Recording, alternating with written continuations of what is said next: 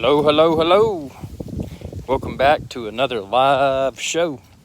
And again, this is just my casual format, just walking around with my iPhone 12 Pro and not even doing landscape mode, man, just doing the handheld so I don't have to use my gimbal or any of that stuff, man, just holding it with my hand and walking and talking. So yep, going to be a very exciting month. Tomorrow is the first day of March 2021. So March 2021 is going to be fun. There's going to be a lot of wind, man. You know, it's always windy during March. You got tornadoes and all that stuff. And, you know, it's going to be a windy month. But it's going to be an exciting month when it comes to YouTube. I got a lot of things on the agenda for IrixGuy's Adventure Channel, youtube.com/IrixGuy, where you're watching this. Got a lot of how-to videos in the works. Jake, afternoon to you too, sir. Thank you for tuning in. Yep, if everybody's watching this at around 3:45 p.m. New York City time, that's 3:45 p.m. Eastern, then this is a live show. So, you know, nothing too dramatic with the scenery. You know, I'm not in the studio. I'm just out walking around and, you know, trying to burn some fat. Paul, hello. Man, that's a long way away. Hello from Georgia in the United States. Welcome aboard, Paul. Welcome aboard. Good to have you here.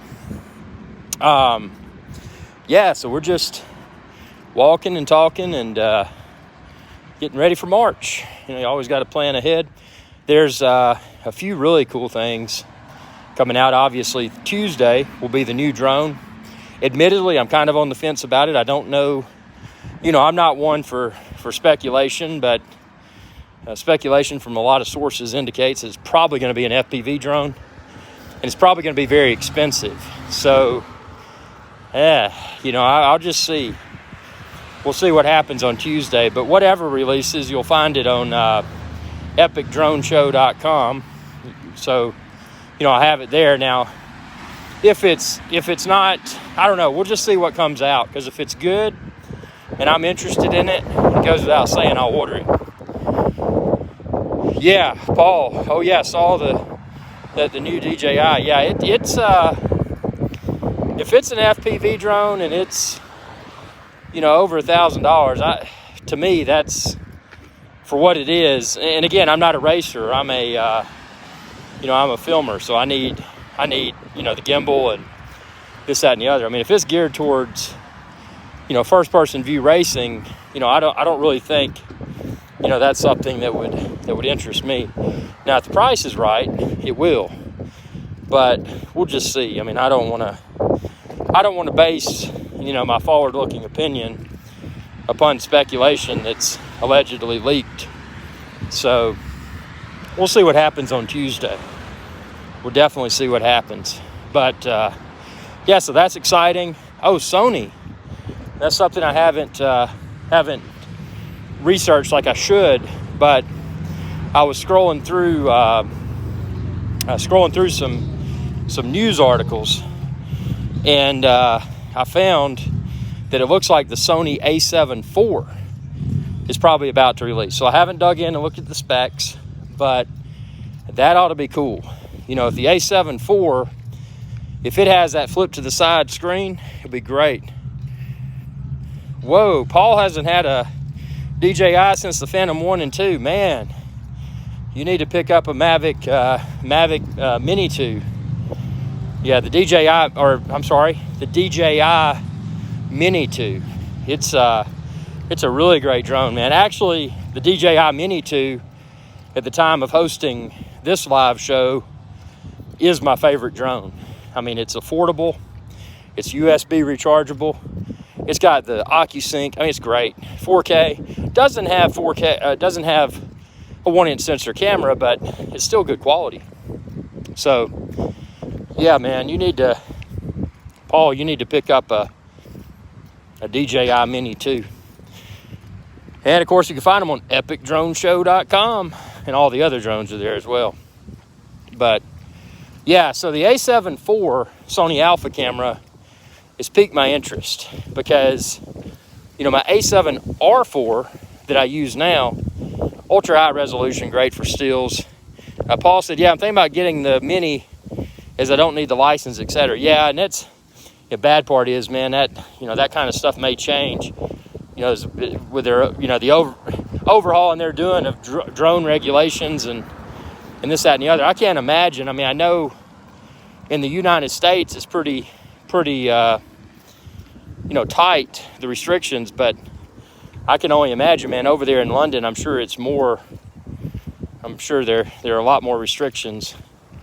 But yeah, the A7 IV, if it has a flip to the side LCD, if it does 4K 30 or better, you know, I think that camera is going to be a win, you know, for video. Because, you know, I use my A7 R4 for video as well. The only gripe I have with the A7 R4 is that I can't flip the viewfinder out to the side. You know, it'll angle up, but it's not visible from the lens side of the camera. Jake says restrictions have been eased up here in Kingston and Canada. That's cool. Well, hopefully they'll continue to ease these restrictions. I mean, it's, you know, I'd like to see the restrictions eased and, you know, them, you know, the authorities, and this isn't just, you know, this is any country, but, you know, have the authorities, you know, not tighten up restrictions. Let's lessen the restrictions, but the people that do things that are wrong with a drone, you know, make them suffer. I mean, I mean, people, you know, make it to where you can fly a drone without having to go through all the hoopla. You know, maybe just have some sort of safety test and then you're good to go. But, you know, not make it to where it's something that would deter people from enjoying the hobby. And that's the thing, man. I mean, you know, if people are going out with ill intent, you know, and intentionally doing things wrong with a drone, I feel those people should be punished. But I don't think that, you know, using a drone should be a cumbersome task for responsible drone hobbyists. That's just my opinion. But we know governments everywhere try to lock down everything just because it's a control thing. That's what they want to do. It's ridiculous. But who knows? But yeah, that A7 IV, man, Sony Alpha A7 IV, ILCE 7 R4 is going to be cool, I think. You know, as long as they have that viewfinder that pops out to the side. And that begs a question. The new Sony, the super expensive one, the Sony A1, the viewfinder on it doesn't even pop to the side. I'm like, what the heck? You know, they could have had a really cool camera there and it doesn't pop out. It's just kind of goofy. So, I don't know. We'll see what A7 IV brings to the playing field. I know I'm excited. Always excited for a new Sony Alpha, as long as they're continuing to use the Sony E-mount full frame lenses, because if they step away from that, I'm going to be irritated. Because I mean, all the lenses I own now are Sony E-mount full frame lenses. So I don't want to have to deal with all these converters, and I don't want to have to deal with buying lenses of different brands. You know, I'm in the Sony ecosystem. You know, Sony, and I love Zeiss. Don't get me wrong. And I love my Zeiss Batis 85mm. But admittedly now, my lens kit for the Sony A7 R4 consists of the following. Sony G Master 24-70 GM. We had the 3 days of closure, the UK biggest airport 2018 due to drones. Wow. That is crazy. Yeah, Sony G Master 24-70 GM. Sony G Master 16-35 GM. And then I've got the Sigma 100-400mm. Great lens for photographing and videoing bears and that sort of stuff. And then I've got the Batis, the Zeiss Batis 85mm. So those are my lenses. Admittedly, if I could only have one lens for the Sony A7 R4, it would be the 24-70 G Master, just because 24 is pretty wide for most video and photo scenarios. 70 is zoomed enough for very high quality, portraiture and that sort of stuff. Now, it's not going to be good for, photographing wildlife. But keep in mind, with Sony full-frame cameras, you can kick them into APS-C mode, which when you do that, you're kind of faking the zoom. So that 24 to 70 becomes, more zoomed. But you're not full frame at that point. You're APS-C. So, I tell you, once you get in the Sony Alpha world, I mean, you don't want to deal with any other cameras, because they're so good with photos and they're so good with videos. I mean, it's like you don't really need anything else. I mean, you've got an awesome stills camera, you've got an awesome video camera, and you can use the same awesome lenses for both use cases, whether it's still photos or video. So yeah, for that reason, I'm super excited about Sony A7 IV, and we'll just, we'll see how it materializes, if it materializes, which I think it should. And when it does, is it all it's beefed up to be? Does it have the articulating LCD? Because that's super important for me. But yeah, we'll be looking forward to the Sony A7 IV. Other things, man, I mean, indoor exercise equipment. Wow, things are really heating up. I mean, with so many people at home, I mean, it's being able to work out at home and work out without having to go to the gym is incredible. It really is. And that's that's something that I've enjoyed doing. Check out, if you haven't checked them out, check out my Schwinn IC4 video playlist, my Stamina DT Plus rowing machine video playlist, Apple Fitness Plus video playlist. I've got all of those, and I've, been really working to improve the home gym. Now, a few things, sometimes it's hard to beat just getting outside and walking. And that's why I do these shows, because, there's value, in my opinion, of having fresh air. How many megapixels are cameras these days? I use my iPhone nowadays. An iPhone, what's funny, an iPhone can take very convincing photos, especially with the newer models like the 11 and the 12. I mean, it's really convincing. Now, if you pixel peep and, pull it up on a high-res monitor, my missus turned our house into a Peloton showroom. Hey, that's a good problem to have. Really with an iPhone, you can get some really good photos. And it's not until you pixel peep with a large monitor and you pull one of those up side by side with, like, say, a Sony A7R4. And I'm trying to remember how many megapixels the A7R4 has.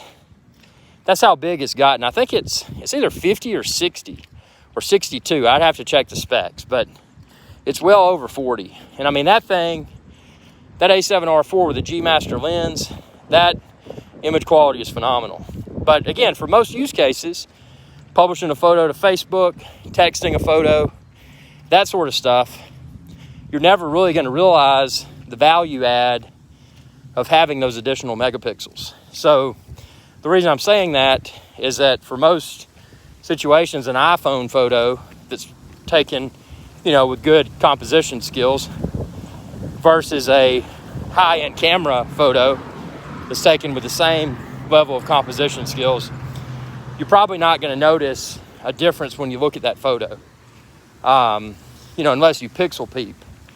So for that reason, needing a interchangeable lens camera is probably not a necessity. So, just something to be aware of. Yeah, it is crazy. But man, those images look good. Where you really notice the difference, if you really nerd out with this stuff, look at skin tones and that sort of stuff. That's what makes a photo taken with a mirrorless camera look professional versus a great photo with an iPhone that looks good but not professional. It's the difference between a photo that one might see it featured on the cover of a magazine versus a photo that gets shared hundreds of thousands of times on social media because it's cool. You know, that's the biggest difference there. But yeah, I mean, it's you can get some good results from an iPhone nowadays without a doubt, and especially with the newer models with the depth of field capabilities that the iPhone has. You can blur the background and, you know, give it that professional photo kind of look. So yeah, just good stuff.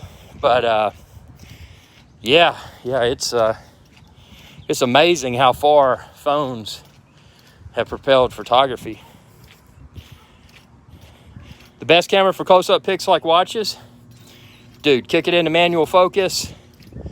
I would use a Sony Alpha camera. I would use, for the best detail, use what I use. Sony A7R4 with a 24-70 Sony G Master lens.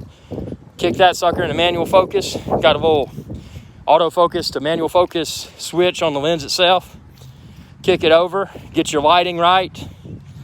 You know, set your white balance so it's perfect for your environment.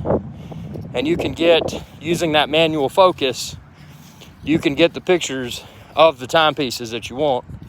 You know, really showing the details of the dial and that sort of stuff, you know, using manual focus. And obviously it goes without saying, don't use a flash. So yeah, that's what I would use. But yeah, it's this camera technology has evolved rapidly. It really has.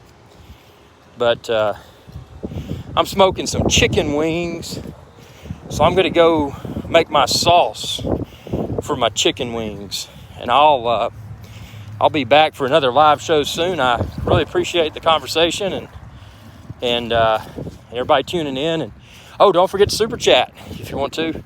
Also, I do have channel memberships available now. If you want to learn more about my channel memberships, click join, and you can learn more. Just another cool way to support the channel beyond attending live shows, subscribing, and sharing with others.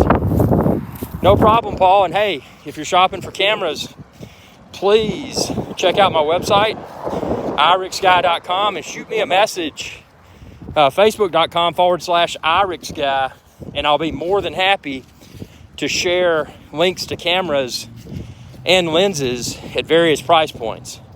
I'd really appreciate that. That'd help me out a lot. I mean, if you're shopping for a camera, I'll be happy to do that. Thanks everyone for your viewership, and a super chat. Whoa, Paul, super chat. Woo! Thank you, sir. Thank you. Well, thanks everyone, and I'm gonna run this show a little bit short, and I really appreciate that. Y'all have a good day and be safe.